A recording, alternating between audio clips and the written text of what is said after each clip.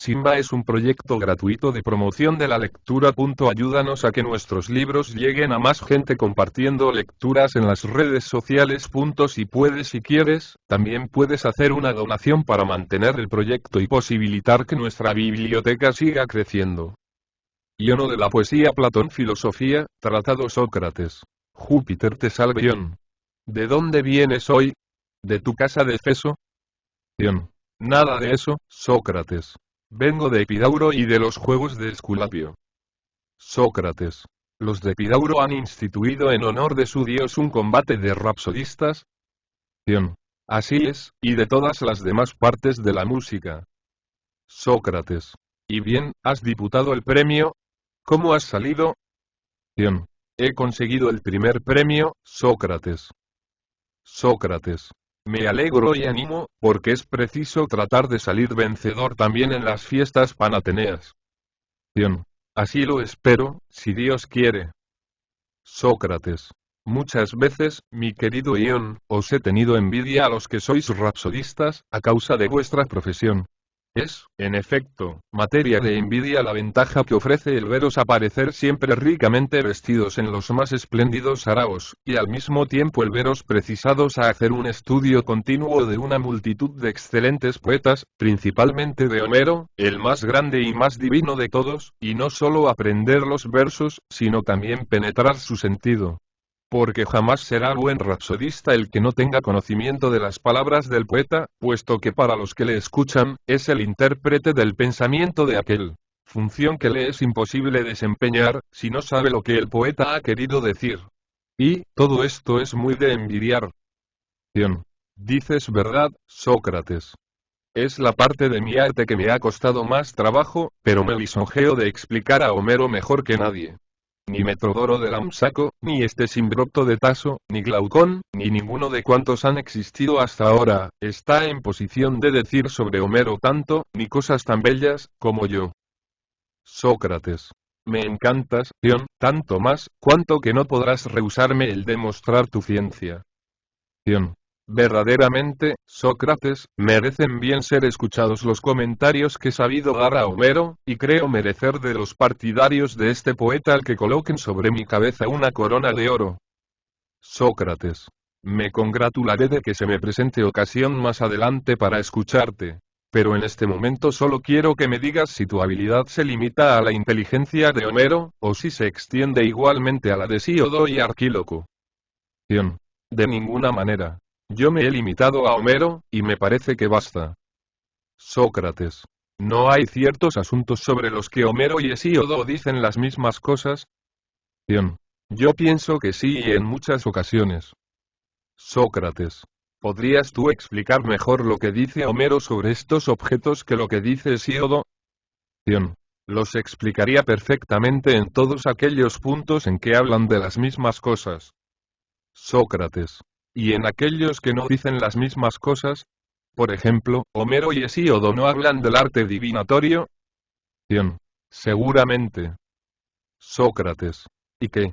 ¿Estarás tú en estado de explicar mejor que un buen adivino lo que estos dos poetas han dicho de una manera igual o de una manera diferente sobre el arte divinatorio? Ion. No. Sócrates. Pero si fueses adivino, ¿no es cierto que si podías explicar los pasajes en que están de acuerdo, en igual forma podrías explicar aquellos en que están en desacuerdo? Ion. Eso es evidente. Sócrates. ¿Por qué razón estás versado en las obras de Homero y no lo estás en las de Hesíodo, ni en las de los demás poetas? Homero trata de distintos objetos que todos los demás poetas. No habla principalmente de la guerra, de las relaciones que tienen entre sí los hombres, sean buenos o malos, sean particulares u hombres públicos, de la manera que los dioses conversan entre sí y con los hombres, de lo que pasa en el cielo y en los infiernos, de la genealogía de los dioses y de los héroes. ¿No es esta la materia que constituye las poesías de Homero? Ion. Tienes razón, Sócrates. Sócrates. ¿Pero qué? ¿Los demás poetas no tratan las mismas cosas? Ion. Sí, Sócrates, pero no como Homero. Sócrates. ¿Por qué? ¿Hablan peor? Ion. Sin comparación. Sócrates. ¿Y Homero habla mejor? Ion. Sí, ciertamente. Sócrates. Pero, mi querido Ion, cuando muchas personas hablan sobre números, y una entre ellas habla excelentemente, ¿no reconocerá a alguno de los demás que efectivamente habla bien? Ion. Sin contradicción. Sócrates. Y esa misma persona será la que reconozca a los que hablan mal. ¿O será otra distinta? Ion. La misma seguramente. Sócrates. Y esa persona, ¿no será la que sabe el arte de contar? Ion. Sí. Sócrates. Y cuando muchas personas hablan de alimentos buenos para la salud y hay entre ellas una que habla perfectamente, serán dos personas diferentes las que distingan, la una al que habla bien, y la otra al que habla mal, o bien será una misma persona. Ion. Es claro que será la misma. Sócrates. ¿Quién es? ¿Cómo se llama? Ion. El médico. Sócrates. En suma, cuando se habla de unos mismos objetos, será siempre el mismo hombre el que dará cuenta de los que hablan bien y de los que hablan mal. Y es evidente que si no distingue el que habla mal, no distinguirá tampoco el que habla bien.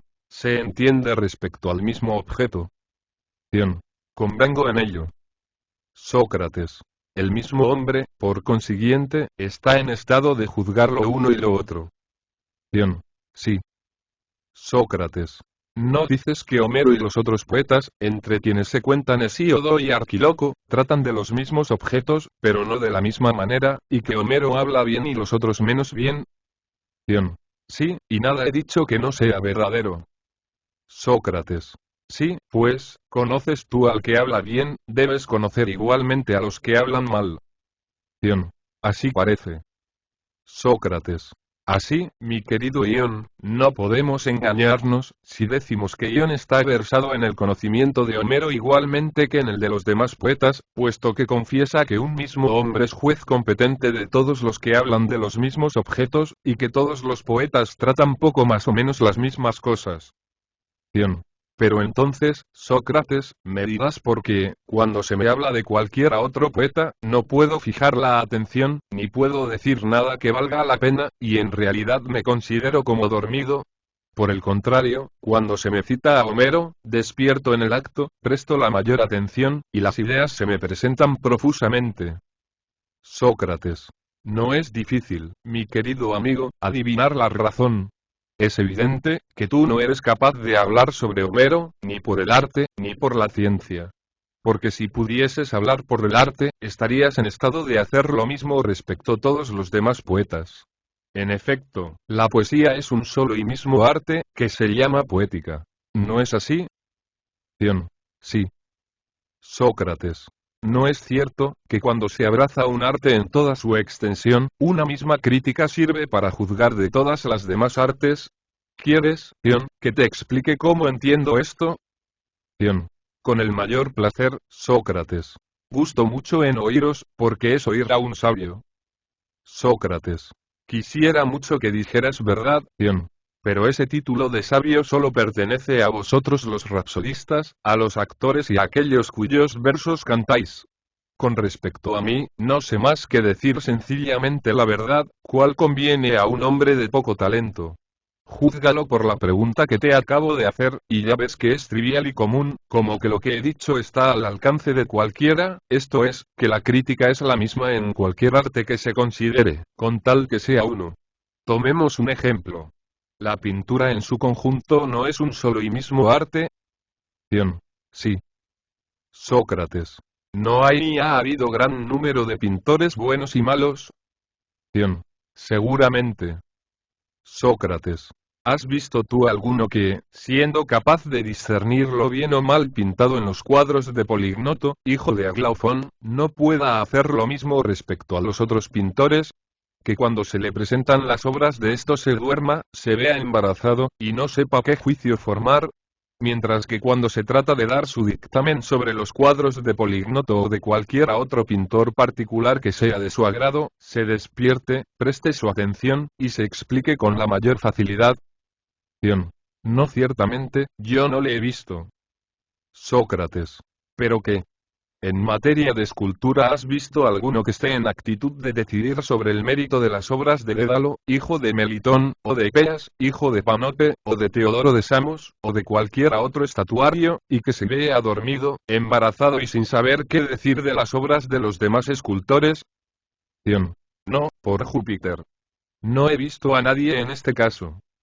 Sócrates. No has visto, me figuro, a nadie, sea con relación al arte de tocar la flauta o el laúd, o de acompañar con el laúd al canto, o sea con relación a la rapsodía, que esté en estado de pronunciar su juicio sobre el mérito de Olimpo de Tamiras, de Orfeo y de Femius, el rapsodista de Ítaca, y que tratándose de juzgar del mérito de Ión de Efeso, se viese en el mayor embarazo, y se considerase incapaz de decidir, en qué es bueno o mal rapsodista. Nada tengo que oponer a lo que dices, Sócrates. Sin embargo, puedo asegurar, que soy yo, entre todos los hombres, el que habla mejor y con más facilidad sobre Homero, y que cuantos me escuchan convienen en lo bien que hablo, mientras que nada puedo decir sobre los demás poetas. Dime, yo te lo suplico, ¿de dónde puede proceder esto? Sócrates. Eso es lo que quiero examinar, y quiero exponerte mi pensamiento. Ese talento, que tienes, de hablar bien sobre Homero, no es en ti un efecto del arte, como decía antes, sino que es no sé qué virtud divina que te transporta, virtud semejante a la piedra que Eurípides ha llamado magnética, y que los más llaman piedra de Heraclea. Esta piedra, no solo atrae los anillos de hierro, sino que les comunica la virtud de producir el mismo efecto y de atraer otros anillos, de suerte que se ve algunas veces una larga cadena de trozos de hierro y de anillos suspendidos los unos de los otros, y todos estos anillos sacan su virtud de esta piedra. En igual forma, la musa inspira a los poetas, estos comunican a otros su entusiasmo, y se forma una cadena de inspirados. No es mediante el arte, sino por el entusiasmo y la inspiración, que los buenos poetas épicos componen sus bellos poemas. Lo mismo sucede con los poetas líricos. Semejantes a los coribantes, que no danzan sino cuando están fuera de sí mismos, los poetas no están con la sangre fría cuando componen sus preciosas odas, sino que desde el momento en que toman el tono de la armonía y el ritmo, entran en furor, y se ven arrastrados por un entusiasmo igual al de las bacantes, que en sus movimientos y embriaguez sacan de los ríos leche y miel, y cesan de sacarlas en el momento en que cesa su delirio. Así es, que el alma de los poetas líricos hace realmente lo que estos se alaban de practicar. Nos dicen que, semejantes a las abejas, vuelan aquí y allá por los jardines y vergeles de las musas, y que recogen y extraen de las fuentes de miel los versos que nos cantan. En esto dicen la verdad, porque el poeta es un ser alado, ligero y sagrado, incapaz de producir mientras el entusiasmo no le arrastra y le hace salir de sí mismo. Hasta el momento de la inspiración, todo hombre es impotente para hacer versos y pronunciar oráculos. Como los poetas no componen merced al arte, sino por una inspiración divina, y dicen sobre diversos objetos muchas cosas y muy bellas, tales como las que tú dices sobre Homero, cada uno de ellos solo puede sobresalir en la clase de composición a que le arrastra la musa. Uno sobresale en el ditirambo, otro en los elogios, este en las canciones destinadas al baile, aquel en los versos épicos, y otro en los yambos, y todos son medianos fuera del género de su inspiración, porque es esta y no el arte la que preside a su trabajo. En efecto, si supiesen hablar bien, gracias al arte, en un solo género, sabrían igualmente hablar bien de todos los demás. El objeto que Dios se propone al privarles del sentido, y servirse de ellos como ministros, a manera de los profetas y otros adivinos inspirados, es que, al oírles nosotros, tengamos entendido que no son ellos los que dicen cosas tan maravillosas, puesto que están fuera de su buen sentido, sino que son los órganos de la divinidad que nos habla por su boca. Tínicos de Calcide es una prueba bien patente de ello. No tenemos de él más pieza en verso, que sea digna de tenerse en cuenta, que supean que todo el mundo canta, la oda más preciosa que se ha hecho jamás, y que, como dice él mismo, es realmente una producción de las musas. Me parece, que la divinidad nos ha dejado ver en él un ejemplo patente, para que no nos quede la más pequeña duda de que si bien estos bellos poemas son humanos y hechos por la mano del hombre, son, sin embargo, divinos y obra de los dioses, y que los poetas no son más que sus intérpretes, cualquiera que sea el dios que los posea.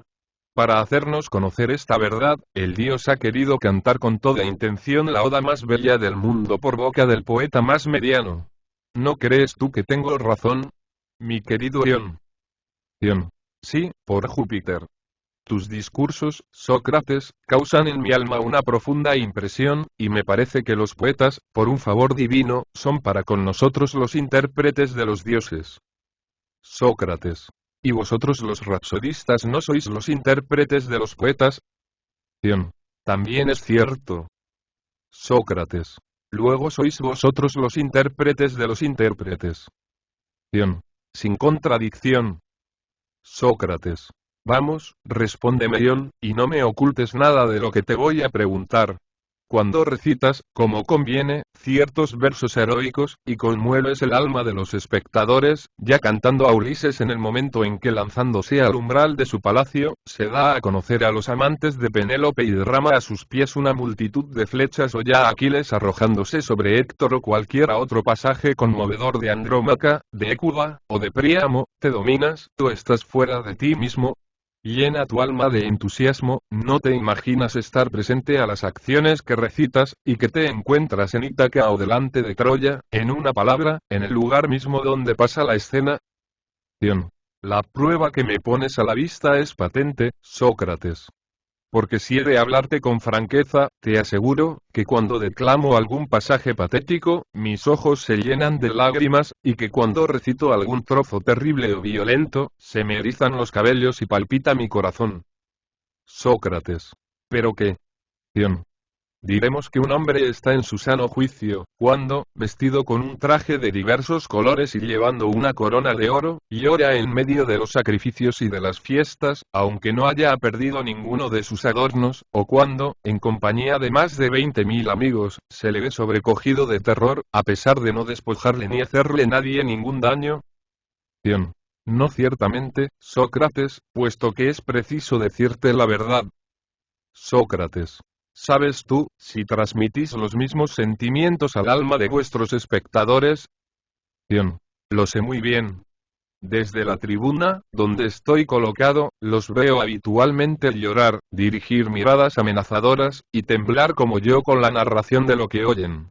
Y necesito estar muy atento a los movimientos que en ellos se producen, porque si los hago llorar, yo me reiré y cogeré el dinero. Mientras que si los hago reír, yo lloraré y perderé el dinero que esperaba. Sócrates. ¿Ves ahora cómo el espectador es el último de estos anillos, que como yo decía, reciben los unos de los otros la virtud que les comunica la piedra de Heraclea? El rapsodista, tal como tú, el actor, es el anillo intermedio, y el primer anillo es el poeta mismo.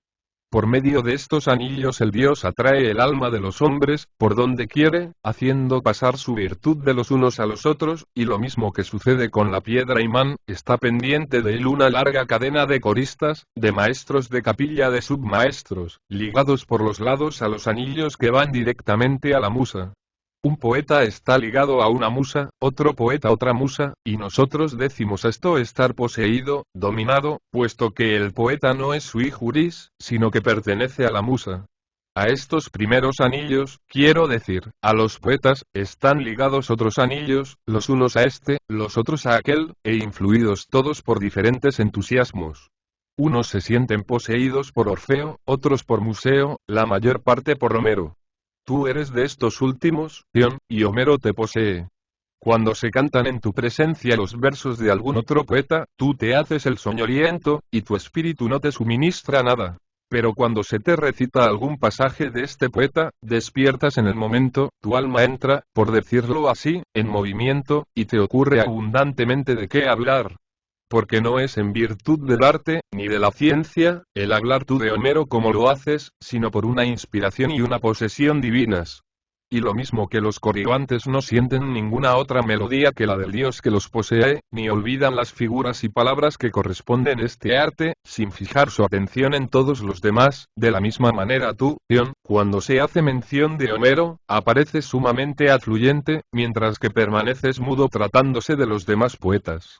Me preguntas cuál es la causa de esta facilidad de hablar cuando se trata de Homero, y de esta infecundidad cuando se trata de los demás, y es que el talento, que tienes para alabar a Homero, no es en ti efecto del arte, sino de una inspiración divina.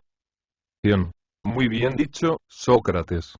Sin embargo, sería para mí una sorpresa, si tus razones fuesen bastante poderosas para persuadirme de que cuando hago el elogio de Homero, estoy poseído y fuera de mí mismo.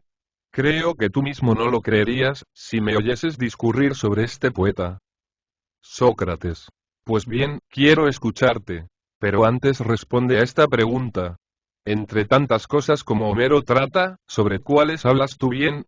Porque sin duda tú no puedes hablar bien sobre todas. Dion.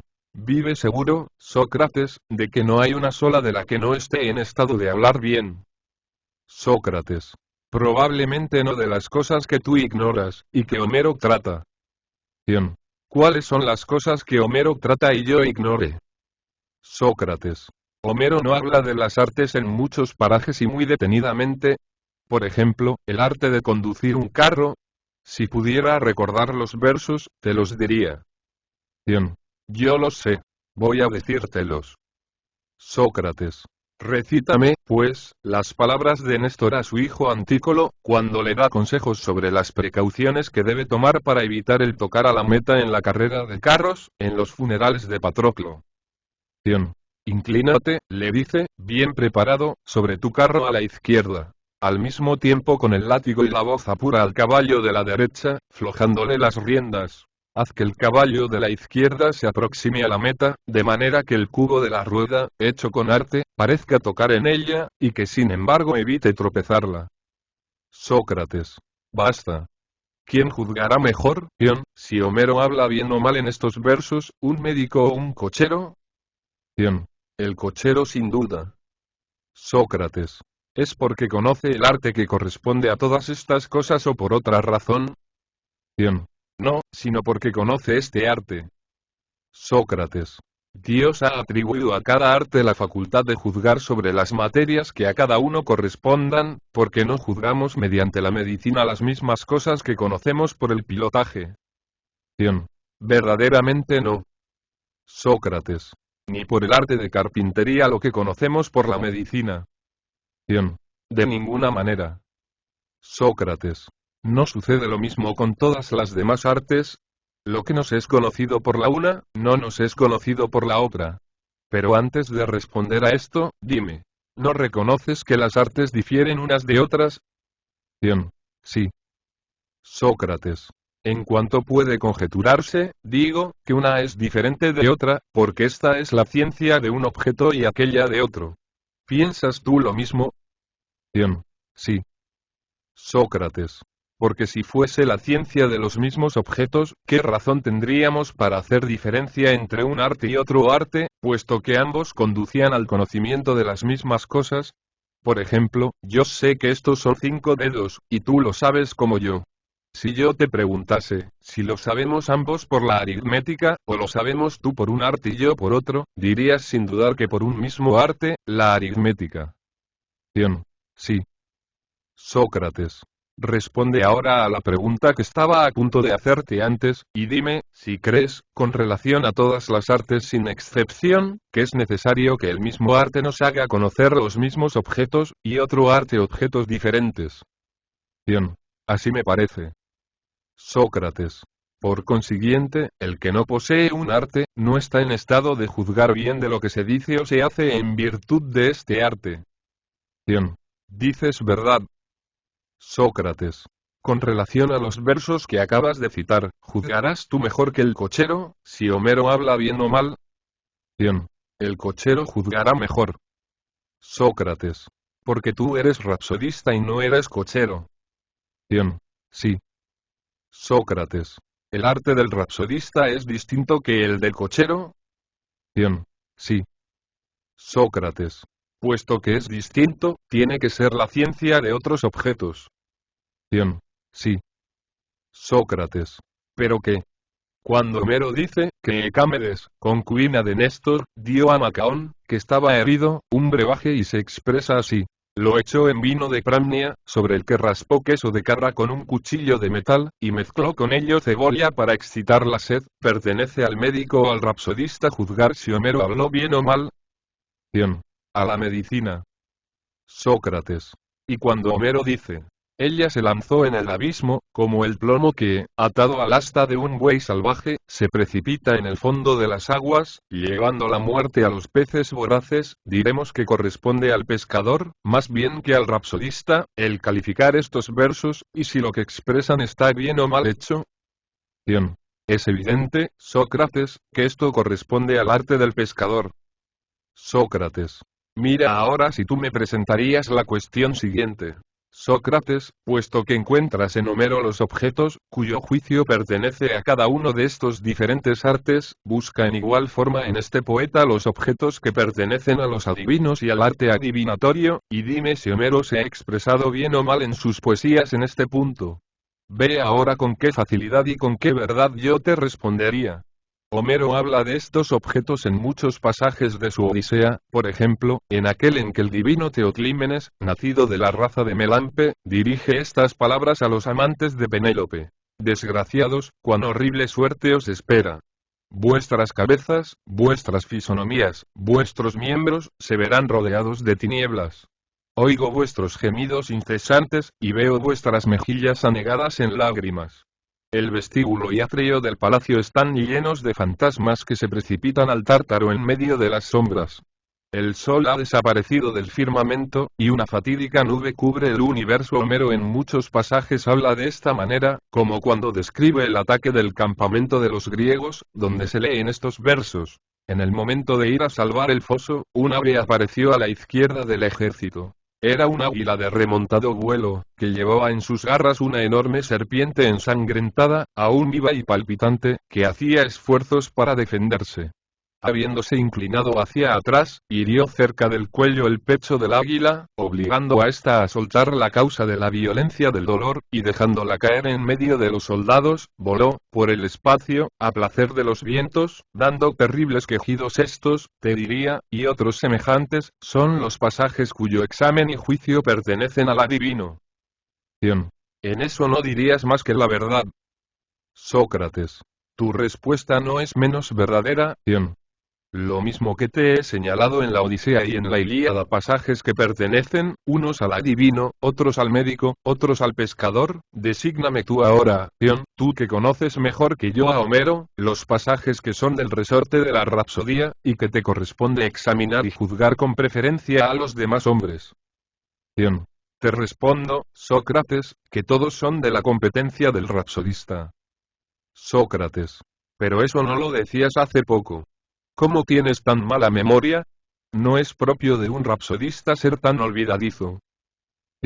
Pues ¿qué es lo que yo he olvidado? Sócrates. ¿No te acuerdas haber dicho que el arte del rapsodista es distinto que el del cochero? Sí, me acuerdo. Sócrates. ¿No has confesado que, siendo distinto, tiene que conocer de otros objetos? Sí. Sócrates.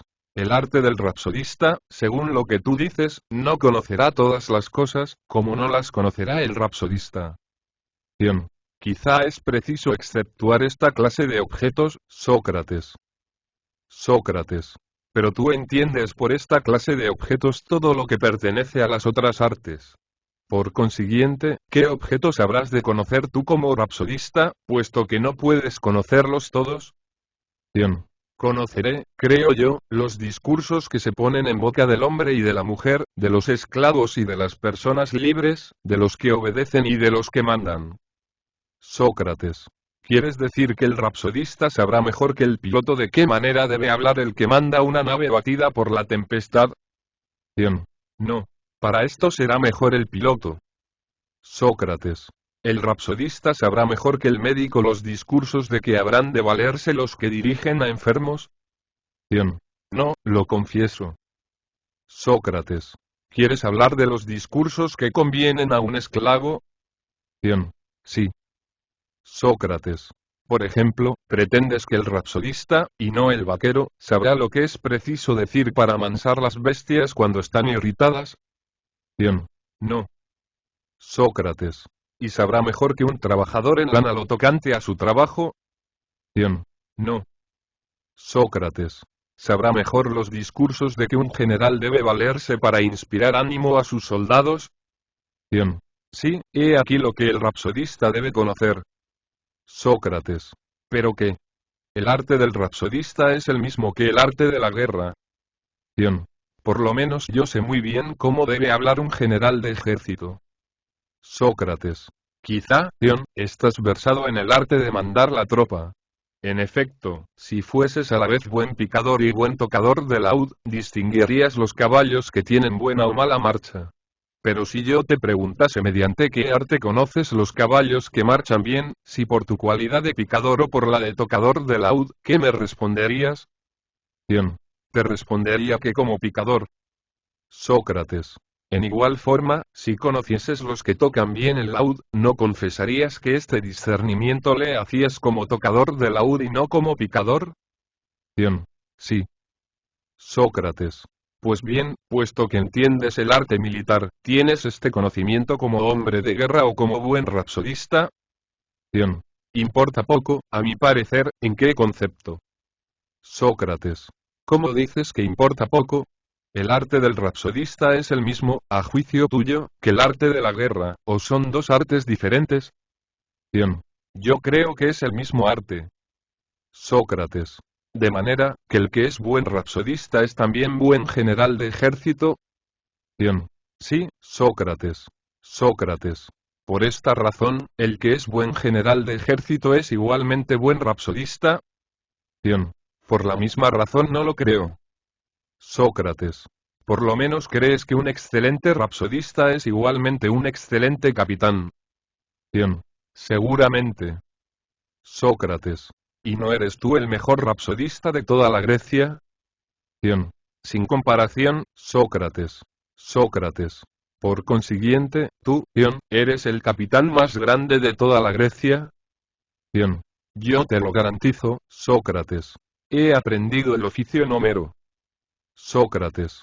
En nombre de los dioses, Dion, ¿cómo, siendo tú el mejor capitán y el mejor rapsodista de la Grecia, andas de ciudad en ciudad recitando versos y no estás al frente de los ejércitos?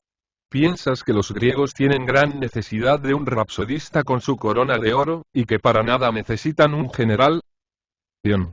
Nuestra ciudad, Sócrates, está sometida a vuestra dominación. Vosotros mandáis nuestras tropas y no necesitamos de ningún general. En cuanto a vuestra ciudad y a la de la Cedemonia, no me elegirán para conducir sus ejércitos, ¿por qué os creéis vosotros con capacidad para hacerlo? Sócrates. Mi querido Ion, ¿no conoces a Apolodoro de Cínica? Ion. ¿Quién es? Sócrates. El que los atenienses han puesto muchas veces a la cabeza de sus tropas, aunque extranjero. Y a Fanóstenes de Andros y Heráclides de Clazómenes que nuestra república ha elevado al grado de generales y a los primeros puestos a pesar de ser extranjeros, porque han dado pruebas de su mérito. Y no escogerá para mandar sus ejércitos y no colmará de honores a Ion de Efeso, si le considera digno de ello.